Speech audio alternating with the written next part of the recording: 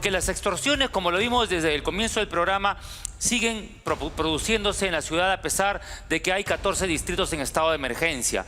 ¿De dónde consiguen las armas? Ya lo hemos visto.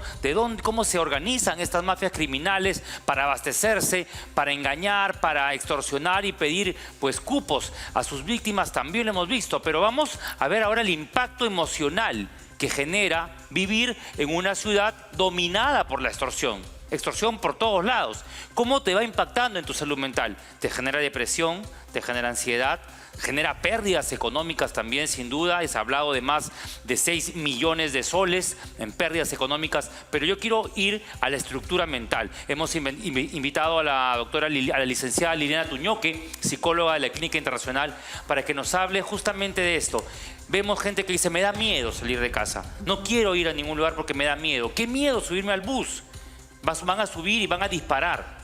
Nos ha calado hondo el tema de la criminalidad ya en nuestro tema mental, en la salud mental que ya de por sí estaba resquebrajada. Doctora, buenos días. Muy buenos días, gracias por la invitación. Efectivamente, nuestra estructura mental y nuestra salud mental ya se venía deteriorada desde la pandemia y ahora se está agudizando con esta situación lamentablemente que todos los peruanos estamos viviendo. ¿Qué genera? Miedo, temores, inseguridad, temor al salir, ansiedad, ¿no? Muchas personas, por ejemplo, con el caos del tránsito, tienen que salir a tempranas horas del día, 4:30, 5 de la mañana, 6 de la mañana, donde son vulnerables a cualquier peligro, y no solamente en adultos, nuestros hijos, escolares, adolescentes, ¿no? Entonces, todo esto está generando un quiebre en nuestra salud emocional. Una persona, para que pueda vivir en un estado de salud mental óptimo, necesita un entorno tranquilo, seguro, en calma, sin alteraciones de ningún tipo, ni ruido siquiera a veces, ¿verdad? Se busca la paz. Sin embargo, hoy no podemos ir a un lugar y no estar mirando, me persigue, va a entrar el delincuente al restaurante, empiezo a desconfiar, hemos perdido la confianza en todo.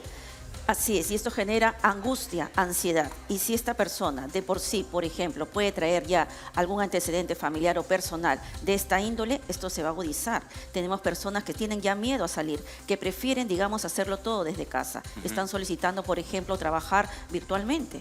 Entonces, esto no es dable, ¿no? Porque uno tiene que interactuar, socializar, salir con tranquilidad. Necesitamos trabajar y esto también está generando estrés, lo que tú mencionabas, pérdidas económicas, preocupación por mi estabilidad económica, si realmente voy a poder tener el ingreso necesario para poder ayudar y dar el soporte económico que mi familia necesita. Entonces el estrés me va a quitar el sueño, no voy a poder dormir bien, voy a estar intranquilo, inseguro, las deudas vienen, los pagos llegan a fin de mes. Entonces todo esto se va haciendo una bola de nieve que va quebrantando nuestra estabilidad emocional. Y puedo somatizar también, ¿verdad? Puedo generar una gastritis, puedo generar cuadros de ataques de pánico. Correcto. También. Y aquí hay dos respuestas, doctora, corríjame si me equivoco. La persona que se asusta, se retrae, se queda en casa, está, ¿no? Y la otra que está más bien con el cuchillo entre los dientes y con la pata en alto porque me tengo que defender. Así es. Estoy en alerta. Así es, y todo esto genera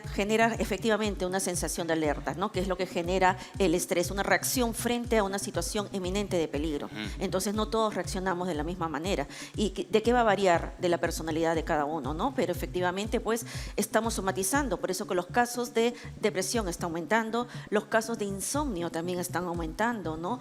Y los cuadros, digamos, de ansiedad generalizada y ataques de pánico, ¿no? Porque no tenemos esa seguridad que nosotros necesitamos para poder hacer nuestras actividades diarias. ¿Cómo se manifiesta esto en los más pequeños? Los niños que están empezando a vivir ya en esta generación de una sociedad violenta.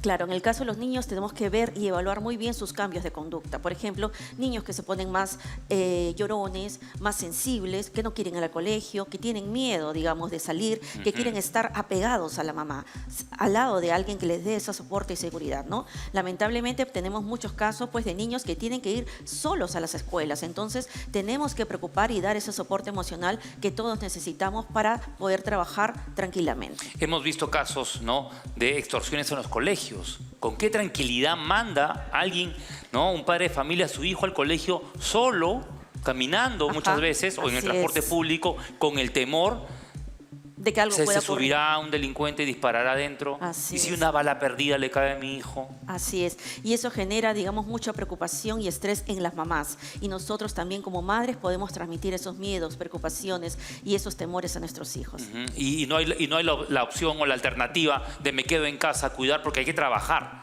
Hay que porque hay que trabajar, producir. hay que estudiar, hay que producir.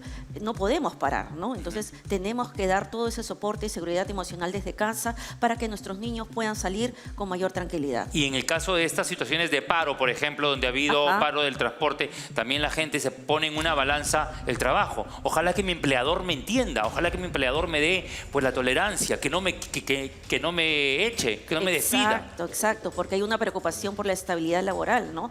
Voy a llegar tarde y si me despiden y si pierdo el trabajo, entonces todo esto genera mucha angustia, preocupación, estrés, ¿no? Y eso cala en nuestra salud emocional. ¿De qué manera podemos encontrar una salida? ¿Qué debo hacer para gestionar todas estas emociones que están en turbulencia? Lo primero que tenemos que hacer es realizar actividades, deporte. El deporte es básico para estos casos, ¿no? Para gestionar el estrés, para gestionar la ansiedad, ¿no? Un parque cerca, salir a caminar, a correr, hacer ejercicios, tener una alimentación sana, balanceada, saludable y tratar de dormir bien. El descanso es básico. Hoy en día todos los dispositivos tecnológicos nos restan horas de sueño y de descanso adecuado. Entonces, tratemos de manejar esto de tal forma de que esto pueda ser una contraparte a la situación actual que estamos viviendo. Claro, y no tratar de tapar el sol con un dedo, porque claro, muchos Así dirán, es. no, pero es que las noticias hablan solo de eso, es que es la realidad. Es la realidad. En todo caso, saber procesarlas, saber administrarlas, tomar una correcta decisión, conversar en casa. Es importante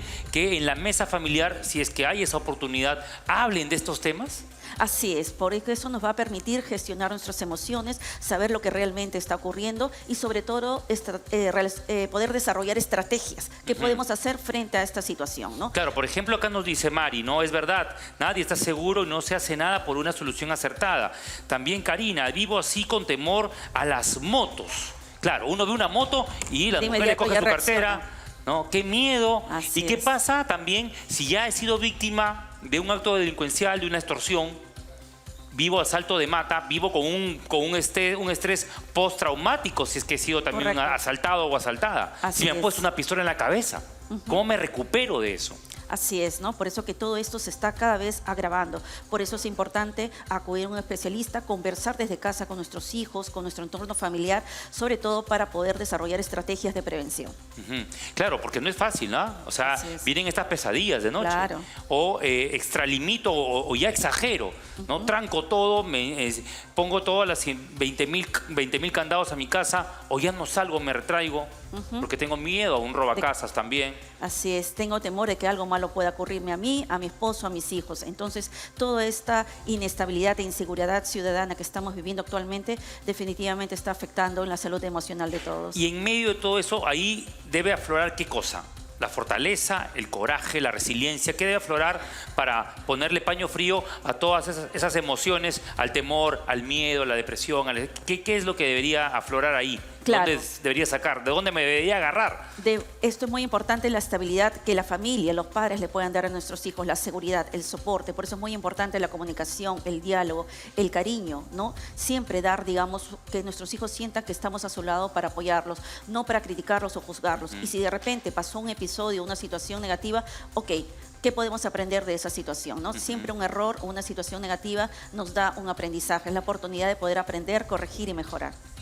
Perfecto, doctora. Bueno, ahí están también los comentarios en nuestro Facebook Live. Dice, bueno, uno sale pensando que quizás no regrese. Es el Así gran es. temor, lo que nos dice Mónica en el Así Facebook es. Live. Ajá, claro, porque toda esa inseguridad y el temor genera. Uno sale, pero no sabemos si vamos a retornar. Por eso que eso genera sobre todo angustia en las madres cuando esperamos a nuestros hijos, ¿no? Que están regresando del colegio, la universidad, del trabajo, de clases, etcétera, ¿no?